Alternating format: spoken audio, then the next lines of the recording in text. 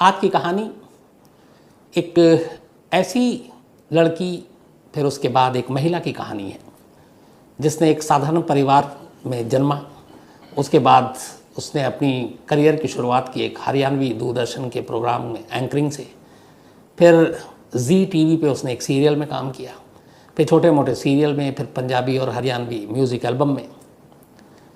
मैं बात कर रहा हूँ सोनाली फोगाट की, टिकटॉक स्टार।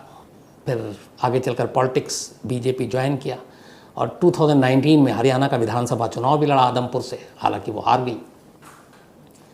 सोनाली फोगाट की पूरी कहानी सुनाऊं उससे पहले मैं आपको बताऊं कि सोनाली फोगाट को मैं बहुत करीब से जानता था एक ज़माने में। उसकी वजह ये थी कि तब हमारा एक वीकली शो आया करता था जुर्म, आज तक पर, और उस जुर्म के लिए हम लोग कई बार रिक्रिएशन किया करते थे। रिक्रिएशन मीन्स ऐसी बहुत सारी चीज़ें। क्राइम में ये होता है कि अगर आप सही टाइम पे मौके पे नहीं पहुँचे सीन ऑफ क्राइम पे, तो क्राइम सीन धुल जाता है, साफ़ हो जाता है, तो फिर आपके पास दिखाने के लिए कुछ बचता नहीं है। तो ऐसी बहुत सारी क्राइम की खबरें होती हैं जिसमें हमें विजुअल नहीं मिल पाता, विजुअल का सपोर्ट नहीं मिल पाता। तो उसकी भरपाई के लिए हम लोग रिक्रिएशन करते हैं, वैसे ही कैरेक्टर, वैसे ही सीन क्रिएट करते हैं जैसे फिल्मों में होता है। फिर बाद में वारदात में भी ऐसे बहुत सारे स्पेशल शोज़ बनाए जिसमें रिक्रिएशन किया, और भी स्पेशल शोज़ बनाए। तो उस वक्त एक राजेश दुआ हुआ करते थे जो दिल्ली में, जो तमाम एक्टर्स के बीच में कोऑर्डिनेटर का काम करते थे। तो बड़े अच्छे इंसान भी हैं राजेश दुआ। तो उन्हीं के ज़रिए बहुत सारे एक्टर एक्ट्रेस हमें मिलते थे जिनको शूट करते थे, जिनके ऊपर हम लोग अपने शोज़ बनाते थे। तो उन्हीं में एक थी सोनाली फोगाट। और सोनाली फोगाट ने जुर्म और वारदात के लिए अनगिनत बार रिक्रिएशन किया, बहुत बार। हमारी टीम में तंसीम हैदर, उसने सबसे ज़्यादा किया सोनाली फोगाट के साथ अलग अलग लोकेशन पे शूट। सुप्रतीम बनर्जी ने भी किया, कुणाल सिंह चौहान थे एक मेरी टीम में, उन्होंने किया। तो हमारा ये था कि बहुत सारे वारदात और जुर्म में सोनाली फोगाट ने एक्टिंग की, काम किया, और इसी सिलसिले में अक्सर मुलाकात भी होती थी उस वक्त। हालांकि बाद में ये सिलसिला ख़त्म हो गया क्योंकि फिर रिक्रिएशन का दौर थोड़ा ख़त्म हो गया। तो पर्सनली भी मैं सोनाली फोगाट को जानता, और जितनी मेरी अभी भी जो जितनी मुलाकातें हैं वो हमेशा हंसती मुस्कुराती, और क्या सीन है, क्या रोल है, क्या खबर है, और क्राइम की स्टोरी में दिलचस्पी भी थी। तो वो सारी चीज़ें मुझे याद हैं। तो सोनाली फोगाट लगातार बहुत बार मिली शूट के सिलसिले में।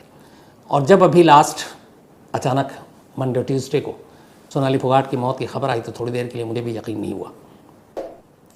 अब शुरुआत में यही थी कि दिल का दौरा पड़ने से मौत हुई है, लेकिन धीरे धीरे बहुत सारी चीज़ें निकल कर सामने आ रही हैं। तो आज कोशिश है कि आपको सारी वो चीज़ें जो सोनाली की ज़िंदगी और मौत से जुड़ी हुई हैं आपके सामने रखूँ। सोनाली फोगाट हरियाणा की रहने वाली, और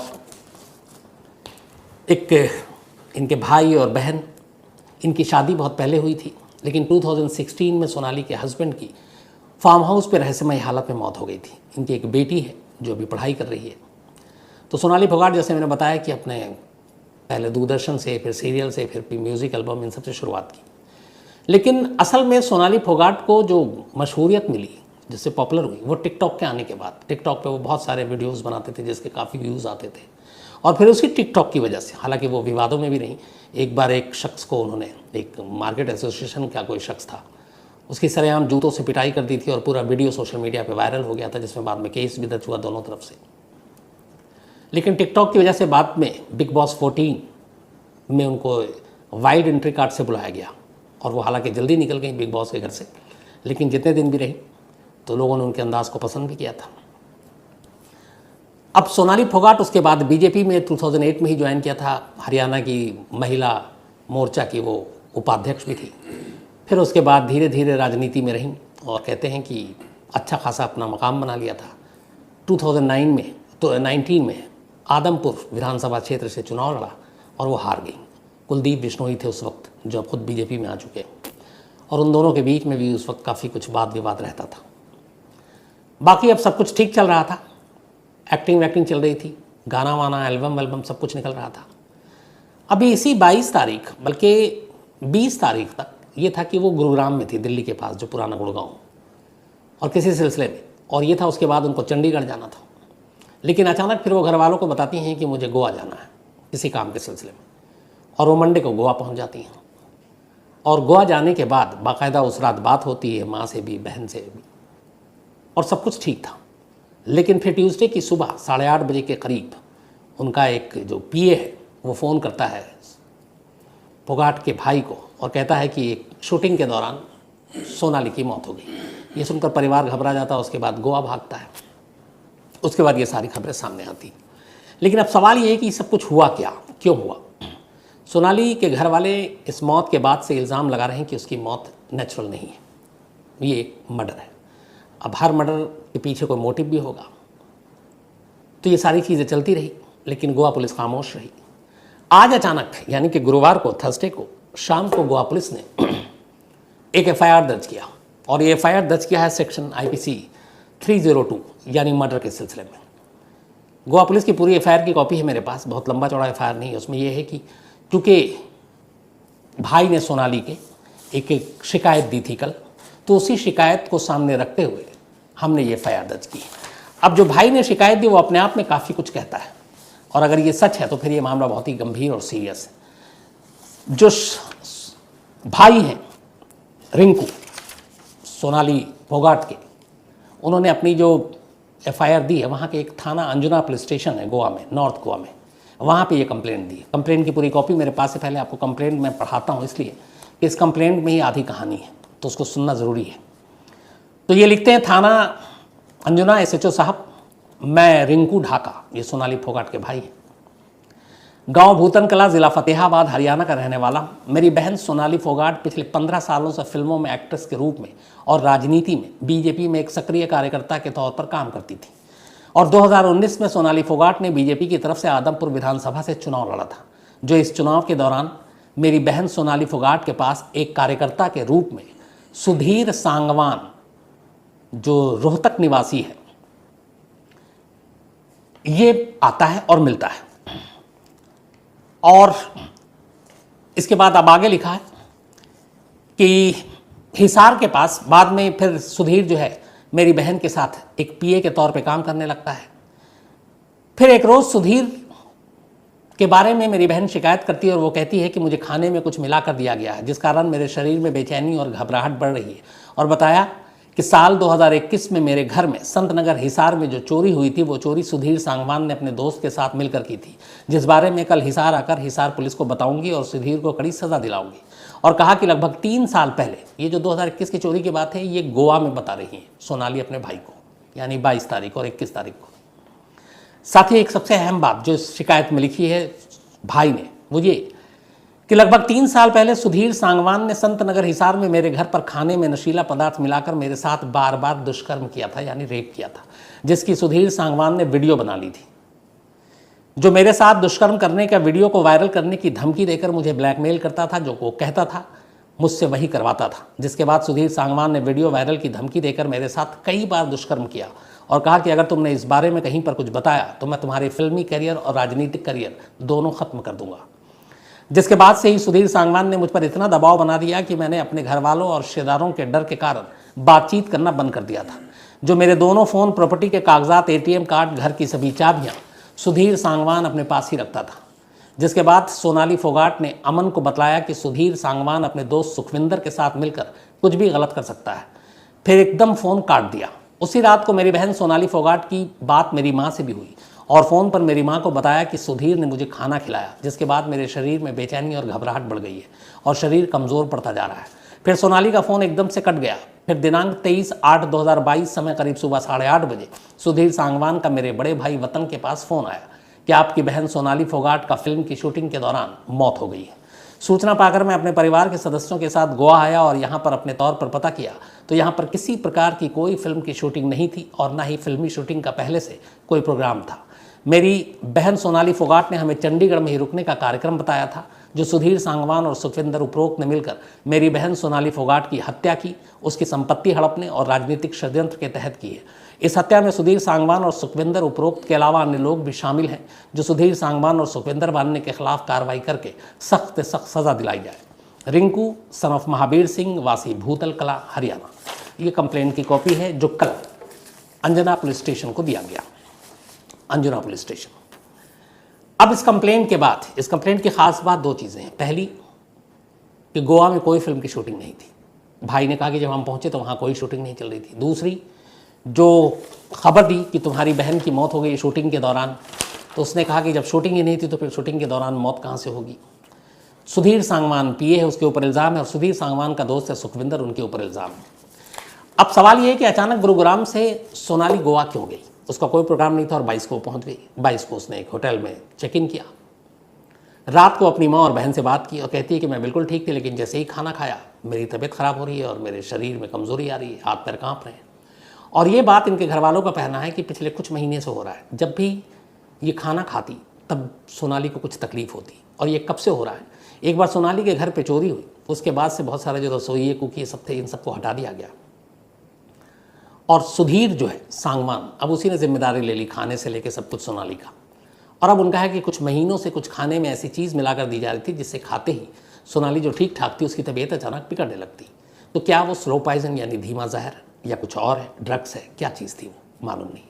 दूसरा, वो गोवा अचानक क्यों गई, जबकि उसने कहा था कि कोई शूटिंग है, लेकिन वहाँ कोई शूटिंग नहीं थी, ना कोई म्यूज़िक एल्बम की शूट थी।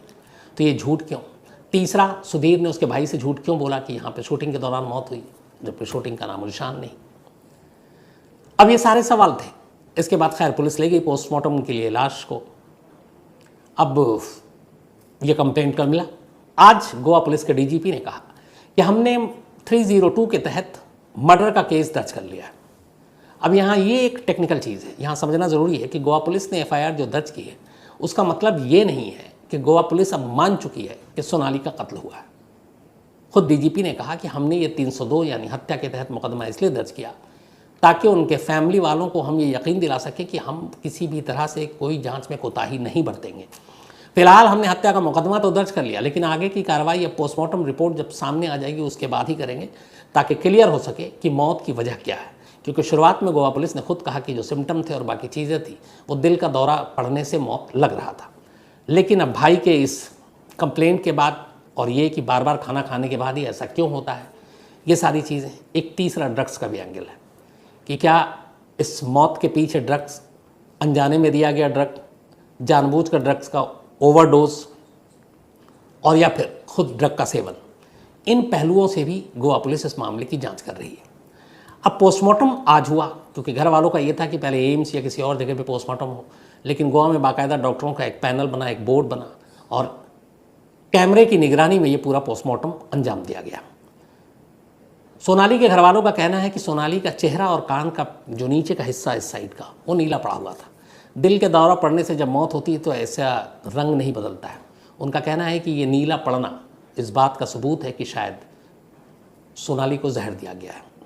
अब जहर और ड्रग्स ये पता करना गोवा पुलिस का काम है।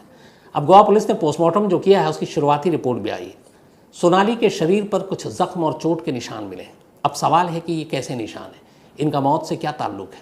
क्या सोनाली के साथ हाथापाई हुई, क्या सोनाली को पीटा गया, क्या सोनाली के साथ ज़बरदस्ती की गई। ये वो सारी चीज़ें हैं जो फाइनल जब रिपोर्ट आएगी। हालांकि जो पोस्टमार्टम रिपोर्ट पुलिस को सौंपी गई है गोवा पुलिस को, उसमें मौत का रीज़न फ़िलहाल क्लियर नहीं है कि ये मौत किस वजह से हुई।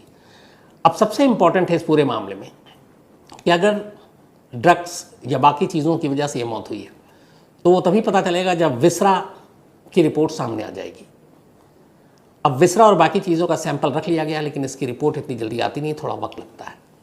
हरियाणा के चीफ मिनिस्टर मनोहर लाल खट्टर ने आज गोवा के सीएम से बात की और गोवा के डीजीपी से भी बात की, और उन्होंने ये कहा है कि गोवा पुलिस से उन्होंने गुजारिश की है कि जो आप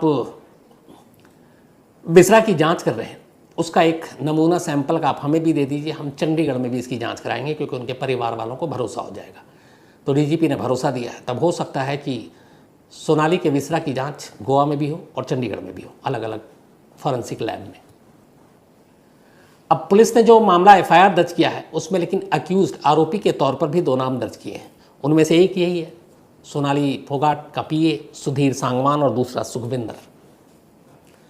लेकिन अभी इन्हें गिरफ्तार नहीं किया गया, लेकिन इनको रोक कर रखा गया कि जब तक पोस्टमार्टम रिपोर्ट ना आ जाए और जांच पूरी नहीं हो जाए तो वह जा नहीं सकते हैं, क्योंकि दोनों मेन अक्यूज के तौर पर नाम लिखाया गया है।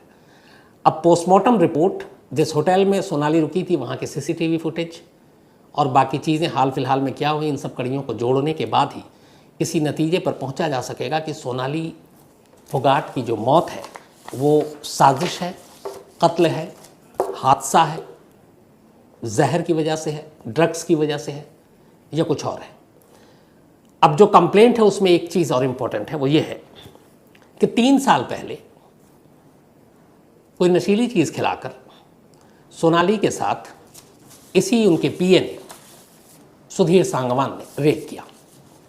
न सिर्फ रेप किया बल्कि उसके वीडियो भी बना लिए और उसके बाद से उस वीडियो को आम करने के लिए धमकी देकर कि इसको सोशल मीडिया पे डाल देंगे, जिससे तुम्हारी जो सोशल मीडिया एक्ट्रेस हो, काम करती हो, टिकटॉक स्टार से लेके फिर पॉलिटिक्स में हो, तो ये सब कुछ ख़त्म हो जाएगा। तो सुधीर सांगवान सोनाली के घर वालों के हिसाब से पहले रेप करता है और उसके बाद उस वीडियो के नाम पे ब्लैकमेल करता है और फिर उस वीडियो को ही नाम पर आगे कई बार और रेप करता है और फिर उसकी सारी चीज़ों पे खुद नज़र रखता है, उसके एटीएम कार्ड से लेके प्रॉपर्टी है सब कुछ।